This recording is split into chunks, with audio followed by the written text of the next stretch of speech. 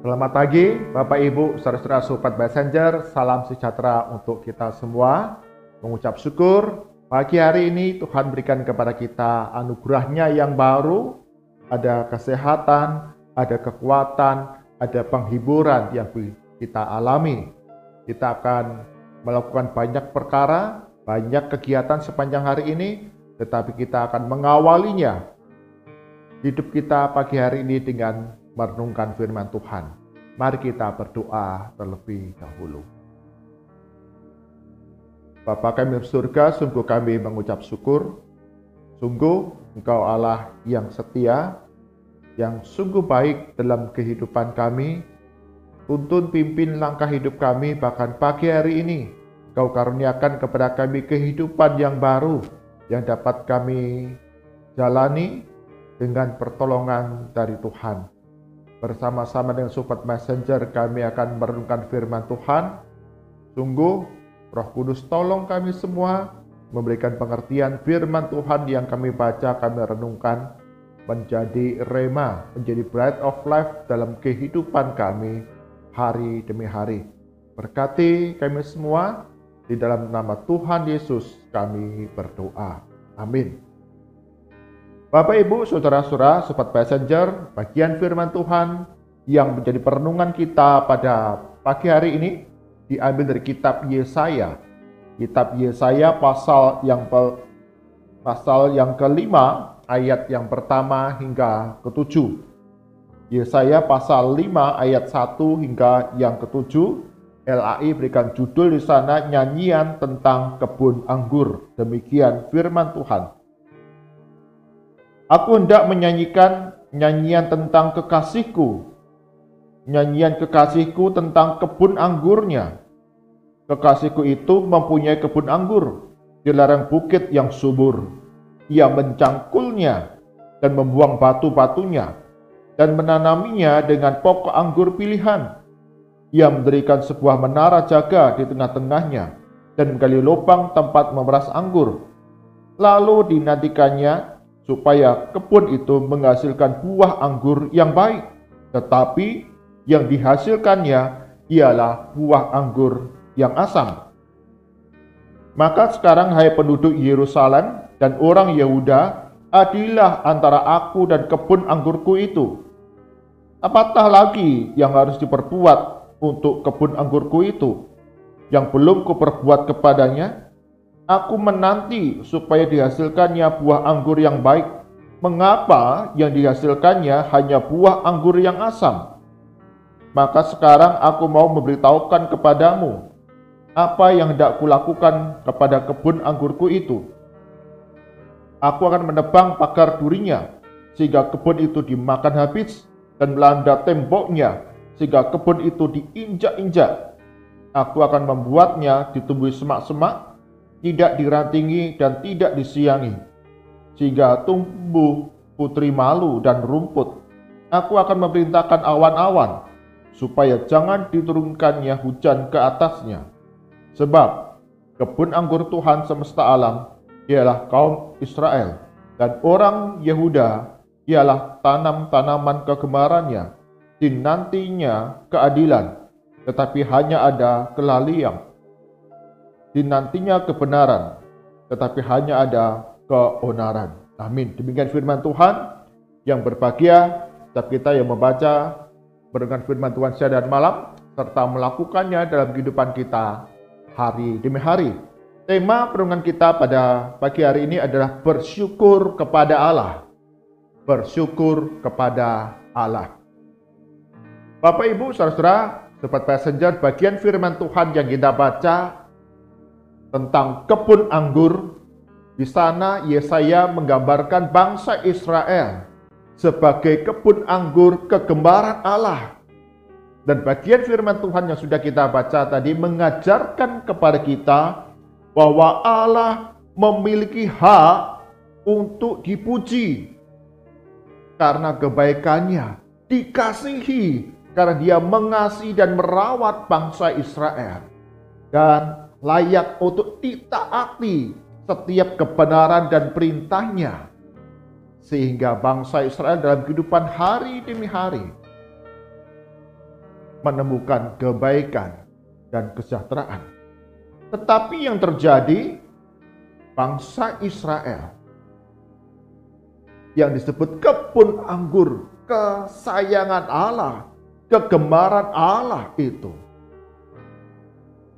dalam kehidupan pada zaman Yesaya tidak memiliki rasa syukur kepada Allah.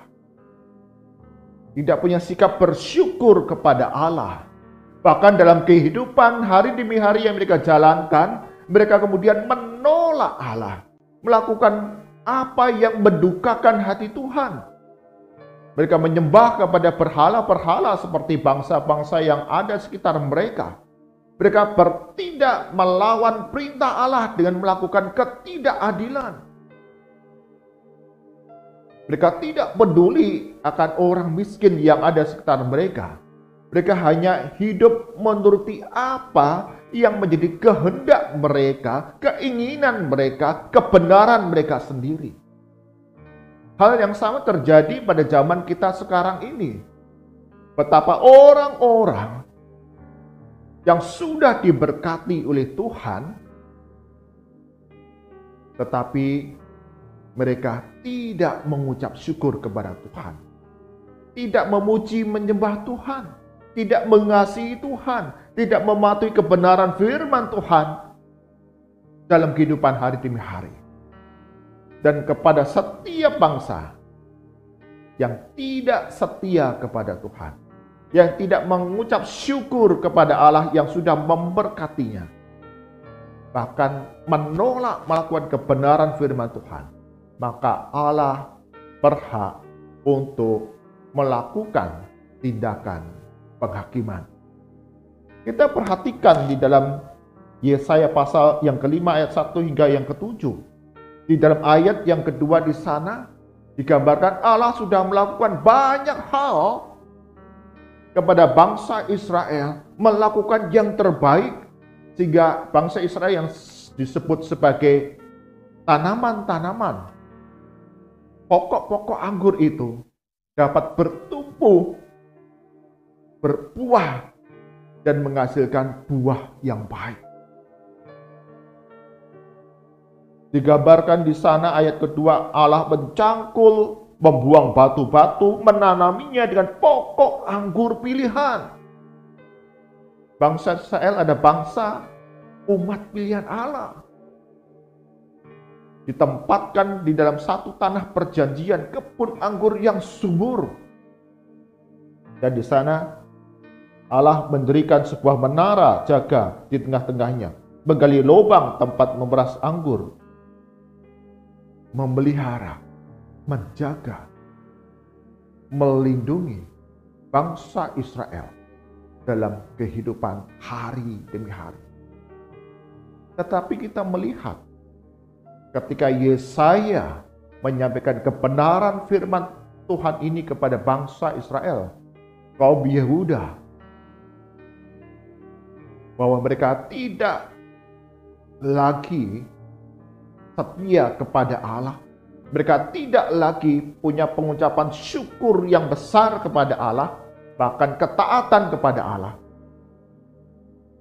Yesaya sudah membuatkan tentang kejatuhan bangsa Israel, di mana kerajaan Israel, kerajaan Yehuda, Yerusalem akan dihancurkan, tembok-tembok kota akan diruntuhkan, bahkan bait Allah akan hancur dan perkakasnya akan diambil oleh bangsa kafir.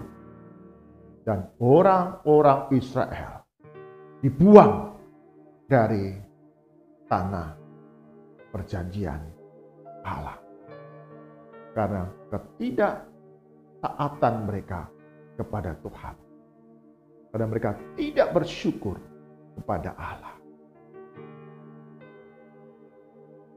sehingga Allah menjatuhkan penghukuman kepada bangsa Israel. Bapak, Ibu, saudara-saudara, sobat messenger, satu kali seorang pemuda dalam perjalanan pulang dari tempat bekerja, dia melihat ada semak-semak yang terbakar di tepi jalan di mana dia melaluinya. Dia melihat seekor ular yang ada di sekitaran semak-semak yang terbakar itu. Pemuda ini melihat bahwa ular ini pasti akan terbakar kalau ia tidak segera menyelamatkannya. Maka pemuda ini dia mencari sebatang kayu dan kemudian berusaha untuk menyelamatkan ular yang akan terbakar itu. Karena dia ada di tengah-tengah semak belukar yang terbakar. Pemuda itu berjuang sedemikian rupa dengan mengulurkan tongkat itu agar ular itu dapat naik di atas kayu itu untuk dapat diselamatkan. Setelah berjuang sedemikian rupa, ular itu kemudian mulai dapat melilit tongkat dari pemuda ini. Pemuda ini mulai senang bahwa ular ini akan dapat diselamatkan. Pelan-pelan ular itu terus merambat di tongkat itu, dan secara tiba-tiba ular itu kemudian menyerang pemuda ini, ingin menggigit pemuda ini. Pemuda itu menjadi terkejut bahwa dia akan diserang oleh ular yang akan diselamatkannya itu. Kalau dia terkejut, dia segera bereaksi melemparkan tongkat itu kembali ke semak belukar yang terbakar. Kita bisa berpandangan bahwa ular itu tidak tahu berterima kasih. Sudah akan diselamatkan oleh pemuda itu, tapi justru dia menyerang, ingin menyakiti pemuda yang menyelamatkannya. Bukankah kita acap kali juga punya sikap yang sama? Ketika kehidupan kita sudah diberkati oleh Tuhan, Tuhan menuntun jalan kehidupan kita dengan kelancaran dan kebaikan. Kita sama seperti bangsa Israel. Tidak bersyukur kepada Allah. Kita tidak mengasihi Tuhan.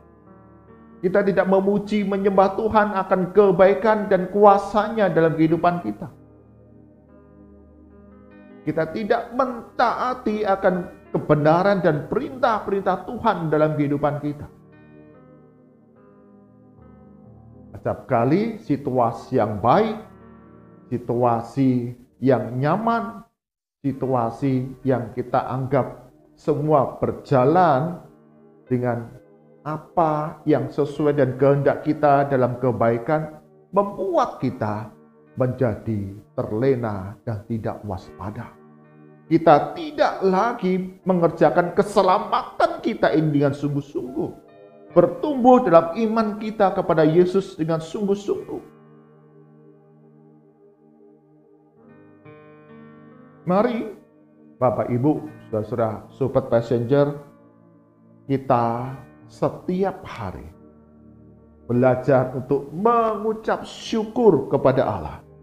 Bersyukur kepada Allah akan hak-hak kita yang sudah dipenuhi, dicukupi oleh Allah. Dan jangan lupa untuk kita mengingat hak Allah untuk dipuji, untuk dikasihani, dikasihi oleh kita segenap hati karena Dia lebih dulu mengasihi kita. Dan mentaati setiap kebenaran firman Tuhan dalam kehidupan kita. Ketika kita punya sikap hidup bersyukur kepada Allah setiap hari, memuji dan menyembah Dia, serta mematuhi firman-Nya, maka kebaikan demi kebaikan Tuhan karuniakan dalam kehidupan kita. Karena kita punya kesadaran ketika kita berjalan melangkah keluar dari kebenaran firman Tuhan, kita punya kepekaan Kita mau kembali kepada jalan Tuhan. Dan di sana, segala hal apa yang kita butuhkan, Tuhan Yesus akan cukupkan kita. Amin. Mari kita berdoa. Tuhan Yesus, ampuni apabila dalam hidup kami ketika merasa hidup ini sejahtera, baik, lancar-lancar saja, seperti yang kami kehendaki, acap kali membuat kami tidak lagi waspada, tidak lagi mengerjakan keselamatan kami dengan sungguh-sungguh, sehingga iman kami tidak bertumbuh teguh, tetapi melakukan apa yang kami kehendaki semata-mata. Kami lupa untuk mengucap syukur kepada Tuhan. Kami tidak lagi mengasihi Tuhan. Kami tidak lagi memiliki kepekaan hati untuk mentaati, mematuhi kehendak Tuhan. Ampuni kami, belajar dari Yesaya yang memberikan gambaran kepada bangsa Israel sebagai kebun anggur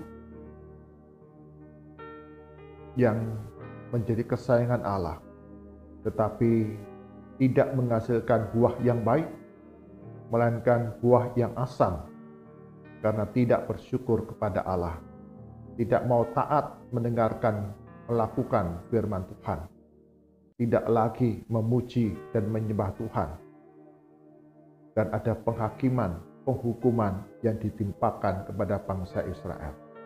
Ajar kami ya Tuhan, untuk terus memeriksa diri kami, hidup kami, agar didapati menjadi pokok-pokok anggur yang bertumbuh dan berbuah yang baik. Kami serahkan dalam masa-masa kehidupan kami. Tuhan Yesus, Engkau berjalan bersama dengan kami, dan tuntun pimpin langkah hidup kami, terus setia kepada Tuhan. Kami serahkan untuk sepanjang hari ini, dalam berbagai aktivitas kami, baik di dalam keluarga, di dalam studi, di dalam pekerjaan usaha kami, pelayanan kami, bahkan aktivitas kami dimanapun kami berada. Tuhan Yesus berikan pertolongan segala hal yang kami lakukan. Engkau membuatnya berhasil. Dan setiap perjalanan-perjalanan yang kami lakukan, Tuhan Yesus menganugerahkan keselamatan, sukacita bagi setiap kami. Berdoa ya Tuhan untuk setiap anggota keluarga Sobat Messenger. Sungguh Tuhan Kau berkati satu persatu setiap anggota keluarga kami masing-masing. Meski kami beberapa tidak tinggal satu rumah, ada di tempat yang jauh, tidak bersama-sama, tapi sungguh Tuhan Yesus ikat kami dengan kasih yang saling melengkapi, menyempurnakan. Berkati kami satu persatu dalam menjalankan tugas, peran, dan tanggung jawab kami, baik di dalam keluarga ataupun di tempat kami bekerja, studi. Kami masing-masing anggota keluarga boleh melakukannya yang terbaik. Cukupkan segala kebutuhan kami di tengah keluarga, dan Engkau pulihkan relasi-relasi antar anggota keluarga ketika ada permasalahan, ketika ada kekecewaan. Sungguh kasih, pengampunan, dan penerimaan boleh kami nyatakan di tengah keluarga kami, menjadi keluarga yang selalu bersama, bertumbuh di dalam Tuhan, di dalam menghadapi berbagai rupa-rupa tantangan kehidupan.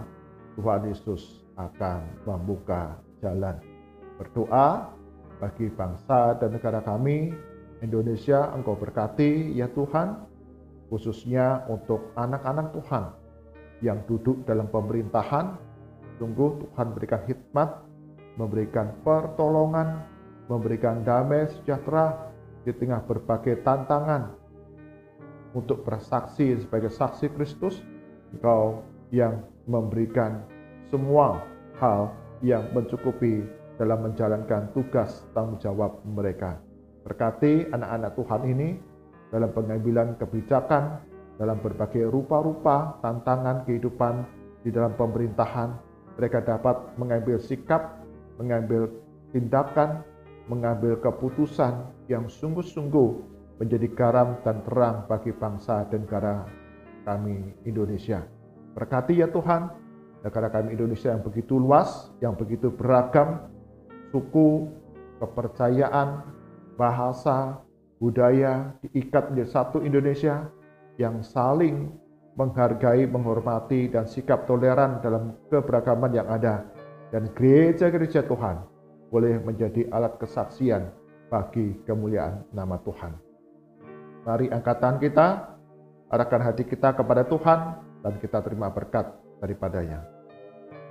Kasih karunia dan damai sejahtera dari Tuhan kita Yesus Kristus, pemeliharaan yang penuh kuasa dari Allah Bapa, serta persekutuan penghiburan dari Roh Kudus, menyertai langkah kehidupan kita hari demi hari, menjadi anak-anak Tuhan, murid-murid Kristus, yang punya sikap hidup, bersyukur kepada Allah setiap hari, dan mau menjalankan segala kebenaran firman Tuhan dalam kehidupan yang dijalani, karena pertolongan Tuhan Yesus yang ada dalam kehidupan kami, dari sekarang sampai selama-lamanya. Amin. Bapak, Ibu, saudara-saudara, Sobat Messenger, hidup kita dipelihara, dijaga, dipimpin, dituntun oleh Allah. Karena itu kita harus punya sikap untuk hidup bersyukur kepada Allah, memuji menyembah Dia, dan mentaati segala perintah dan kebenarannya. Maka segalanya akan ditambahkan kepada kita, yaitu kebaikan, damai sejahtera, dan sukacita. Tuhan Yesus berkati kita semua.